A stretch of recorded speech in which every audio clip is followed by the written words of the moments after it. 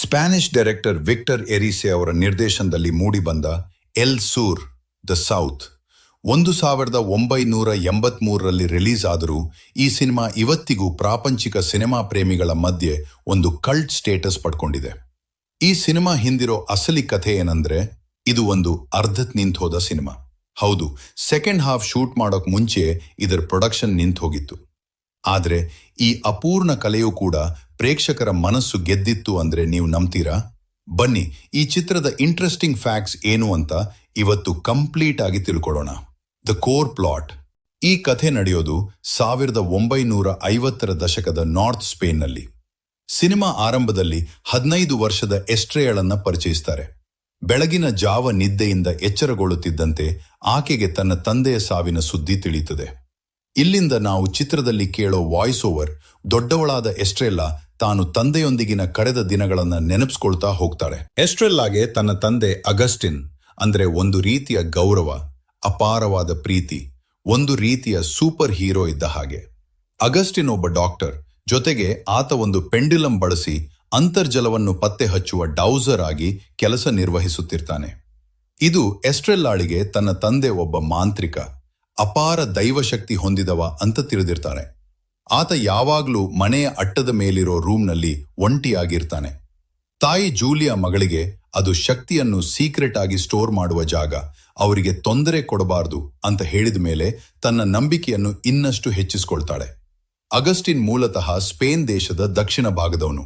ಇಂದಿಗೂ ತನ್ನ ಹುಟ್ಟೂರನ್ನು ಬಿಟ್ಟು ಬಂದರೂ ಮತ್ತೆ ಯಾಕೆ ಅಲ್ಲಿಗೆ ಹೋಗ್ಲೇ ಇಲ್ಲ? ಇದು ಎಸ್ಟ್ರೆಲ್ಲಾಳನ್ನು ಕಾಡಲು ಆರಂಭವಾಗುತ್ತದೆ. ಇದರ ಹಿಂದಿರುವ ರಹಸ್ಯ ಏನು ಅನ್ನೋದನ್ನ ಪತ್ತೆ ಹಚ್ಚಲು ಆರಂಭಿಸ್ತಾಳೆ. ದಿನ ಕರಿತಾ ಇದ್ದ ಹಾಗೆ ಮಿಲಾಗ್ರಿಸ್ ಎನ್ನುವ ಅಗಸ್ಟಿನ್ ಅನ್ನು ಬೆಳೆಸಿದ ಮಹಿಳೆ ಜೊತೆ ಅಜ್ಜಿಯ ಅನಿರೀಕ್ಷಿತ ಆಗಮನದಿಂದ ದೂರವಾದ ಮಗನೊಂದಿಗೆ ರಾಜಿ ಮಾಡಿಕೊಳ್ಳುವ ಉದ್ದೇಶವನ್ನು ತಿಳಿಯುತ್ತಾಳೆ. ಈಗ ಎಸ್ಟ್ರೆಲ್ಲಾಗೆ ಒಂದೊಂದೇ ಸತ್ಯ ಗೊತ್ತಾಗುತ್ತೆ. ಸ್ಪ್ಯಾನಿಷ್ ಸಿವಿಲ್ ವಾರ್ನಿಂದಾಗಿ ತಂದೆ ಮಗನ ಮಧ್ಯೆ ದೊಡ್ಡ ಜಗಳ ನಡೆದು ಕುಟುಂಬವೇ ಒಡೆದು ಹೋಗಿರುತ್ತೆ. ಒಂದು ದಿನ ತಂದೆಯ ಡೈರಿಯಲ್ಲಿ ಅವಳಿಗೆ ಒಂದು ಹೆಸರು ಸಿಗುತ್ತೆ, ಐರೀನ್ ರಿಯೋಸ್. ಆ ಹೆಸರನ್ನ ಒಂದು ಮೂವಿ ಪೋಸ್ಟರ್ ಮೇಲೂ ಅವಳು ನೋಡ್ತಾಳೆ. ನಿಧಾನವಾಗಿ ಎಸ್ಟ್ರೆಲ್ಲಾಗೆ ಒಂದು ಶಾಕಿಂಗ್ ಸತ್ಯ ಗೊತ್ತಾಗುತ್ತೆ. ಅವಳ ತಂದೆಯ ಜೀವನದಲ್ಲಿ ಒಮ್ಮೆ ಇದ್ದ ಆ ಐರೀನ್ ರಿಯೋಸ್ ಎನ್ನುವ ನಟಿ ಬೇರೆ ಯಾರೂ ಅಲ್ಲ, ತನ್ನ ತಂದೆಯ ಹಳೆಯ ಪ್ರೇಯಸಿ ಎಂದು ತಿಳಿಯುತ್ತಾಳೆ. ವರ್ಷಗಳೇ ಕಳೆದರೂ ಅಗಸ್ಟಿನ್ ಅವರ ಮನಸ್ಸಿನಿಂದ ಆ ಪ್ರೀತಿಯ ನೆನಪುಗಳು ಮಾತ್ರ ಅಚ್ಚಳಿಯದೆ ಹಾಗೇ ಉಳಿದಿರ್ತವೆ.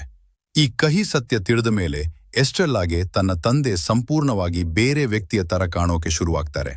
ಬಾಲ್ಯದಲ್ಲಿ ತನಗೆ ಸೂಪರ್ ಹೀರೋ ಆಗಿದ್ದ ವ್ಯಕ್ತಿ ವಾಸ್ತವದಲ್ಲಿ ತನ್ನ ಹಳೆಯ ನೆನಪುಗಳಿಂದ ತಪ್ಪಿಸಿಕೊಳ್ಳದೆ ಒದ್ದಾಡ್ತಿರೋ ಒಬ್ಬ ಸಾಮಾನ್ಯ ದುಃಖಿತ ಮನುಷ್ಯ ಅಂತ ಅವಳಿಗೆ ಅರ್ಥವಾಗುತ್ತೆ. ಕಾಲ ಕಳೆದಂತೆ ಎಸ್ಟ್ರೆಲ್ಲಾ ದೊಡ್ಡವಳಾಗ್ತಾಳೆ. ಆದರೆ ಅಗಸ್ಟಿನ್ ಅವರ ಮನಸ್ಸಿನ ಗಾಯಗಳು ಮಾತ್ರ ಗುಣ ಆಗೋದೇ ಇಲ್ಲ. ಕೊನೆಗೆ ಒಂದು ದಿನ ಎಸ್ಟ್ರೆಲ್ಲಾ ಎಲ್ಲವನ್ನ ಪ್ರಶ್ನಿಸಲು ಆರಂಭಿಸ್ತಾಳೆ. ಉತ್ತರ ಸಿಗದ ಪ್ರಶ್ನೆಗಳು ತಂದೆಯನ್ನ ಕಡೆಗಣಿಸಲು ಆರಂಭಿಸ್ತವೆ. ನೆನಪುಗಳಿಂದ ಮುಕ್ತಿ ಹೊಂದದ ಬದುಕು ಮತ್ತು ಮುದ್ದು ಮಗಳು ತನ್ನನ್ನು ಅರ್ಥ ಮಾಡಿಕೊಳ್ಳದೆ ಹೋದ ಆ ನೋವನ್ನ ತಡೆಯಲಾರದೆ ಅಗಸ್ಟಿನ್ ಆತ್ಮಹತ್ಯೆ ಮಾಡ್ಕೊಂಡ್ಬಿಡ್ತಾನೆ. ಈ ಒಂದೇ ಒಂದು ಘಟನೆ ಎಸ್ಟ್ರೆಲ್ಲಾಳ ಇಡೀ ಜೀವನವನ್ನೇ ಬದಲಾಯಿಸ್ಬಿಡುತ್ತೆ. ತಂದೆಯ ಈ ನಿರ್ಧಾರ ಎಸ್ಟ್ರೆಲ್ಲಾಳಿಗೆ ಸಾಕಷ್ಟು ಗೊಂದಲಗಳನ್ನು ಉಂಟು ಮಾಡುತ್ತವೆ. ಈ ಎಲ್ಲದರ ಹಿಂದಿನ ಸತ್ಯಗಳನ್ನ ತಿಳಿದುಕೊಳ್ಳೋಕೆ ದಕ್ಷಿಣ ಭಾಗಕ್ಕೆ ಅಂದ್ರೆ ಎಲ್ ಸೂರ್ಗೆ ಪ್ರಯಾಣ ಬೆಳೆಸೋಕೆ ನಿರ್ಧರಿಸ್ತಾಳೆ. ಆದರೆ ಟ್ವಿಸ್ಟ್ ನೋಡಿ, ಸಿನಿಮಾ ಅಲ್ಲಿಗೆ ಮುಗಿದು ಹೋಗುತ್ತೆ. ಅವಳ ಆ ಜರ್ನಿಯನ್ನ ನಾವು ನೋಡೋಕೆ ಸಿಗಲ್ಲ. The mystery of the unfinished masterpiece. Victor Erice ಅನ್ನೋ ಡೈರೆಕ್ಟರ್ ತುಂಬಾ ಲಿಮಿಟೆಡ್ ಆಗಿ ಸಿನಿಮಾ ಮಾಡಿದವರು. ಅವರ ಮೊದಲ cinema the spirit of the beehive ಬಂದು 10 ವರ್ಷಗಳ ನಂತರ ಈ ಎಲ್ ಸೂರ್ ಸಿನಿಮಾ ಮೂಡಿಬಂತು. ಈ ಸಿನಿಮಾವನ್ನ ಅವರ ಪಾರ್ಟ್ನರ್ ಆದ ಅದಿಲೈಡಾ ಗಾರ್ಸಿಯಾ ಮೊರೆಲ್ಸ್ ಬರೆದ ಒಂದು ಸಣ್ಣ ಕಾದಂಬರಿಯನ್ನ ಆಧರಿಸಿ ಮಾಡಲಾಗಿತ್ತು. ಒಟ್ಟು 400 ಪೇಜ್ಗಳ ದೊಡ್ಡ ಸ್ಕ್ರಿಪ್ಟ್ ಇದಾಗಿತ್ತು. ಅದಕ್ಕಾಗಿ 81 ದಿನಗಳ ಶೂಟಿಂಗ್ ಪ್ಲಾನ್ ಮಾಡಿಕೊಳ್ಳಲಾಗಿತ್ತು. ಶೂಟಿಂಗ್ ಶುರುವಾಗಿ 2ನೇ ವಾರದಲ್ಲೇ ಒಂದು ದೊಡ್ಡ ಟ್ವಿಸ್ಟ್ ಸಿಕ್ತು. ಸ್ಪ್ಯಾನಿಷ್ ಸ್ಟೇಟ್ ಬ್ರಾಡ್ಕಾಸ್ಟರ್ ಕಡೆಯಿಂದ ಬರಬೇಕಾಗಿದ್ದ ಫಂಡ್ಸ್ ನಿಂತು ಹೋಗ್ಬೋದು ಅನ್ನೋ ಆತಂಕ ಎದುರಾಯಿತು. ಆಗ ಪ್ರೊಡ್ಯೂಸರ್ ಇಲಾಯಾಸ್ ರಿಸ್ಕ್ ತಗೊಳ್ಳೋಕೆ ಇಷ್ಟಪಡದೆ ಕೇವಲ 48 ದಿನಗಳ ಶೂಟಿಂಗ್ ಮುಗಿದ ತಕ್ಷಣ ಇಡೀ ಪ್ರಾಜೆಕ್ಟ್ ಅನ್ನ ಅರ್ಧಕ್ಕೆ ನಿಲ್ಲಿಸ್ಬಿಟ್ರು. ಆದ್ರೆ ಕತೆ ಇಲ್ಲಿಗೆ ಮುಗಿಯಲ್ಲ ಗೆಳೆಯರೆ. ಈ ಸಿನಿಮಾ ಥಿಯೇಟರ್ಗೆ ಬರೋದ್ರ ಹಿಂದೆ ಒಂದು ರೋಚಕವಾದ ಟ್ವಿಸ್ಟ್ ಇದೆ. ಡೈರೆಕ್ಟರ್ ವಿಕ್ಟರ್ ಎರಿಸೆ ಈ ಸಿನಿಮಾವನ್ನ ಬರೋಬ್ಬರಿ 3 ಗಂಟೆಗಳ ಒಂದು ಬಿಗ್ ಎಪಿಕ್ ತರ ಪ್ಲಾನ್ ಮಾಡಿದ್ರು. ಆದರೆ ಪ್ರೊಡ್ಯೂಸರ್ ದುಡ್ಡಿಲ್ಲ ಅಂತ ಕೈ ಎತ್ತಿ ಬಿಟ್ಟಾಗ ಸಿನಿಮಾ ಕೇವಲ 90 ನಿಮಿಷಕ್ಕೆ ಅಂದ್ರೆ ಕರಾರುವಕ್ಕಾಗಿ ಅರ್ಧಕ್ಕೆ ನಿಂತು ಹೋಗಿತ್ತು. ಬೇರೆ ಯಾರೇ ಆಗಿದ್ರೂ ಕಂಗಾಲಾಗ್ಬಿಡ್ತಿದ್ರು.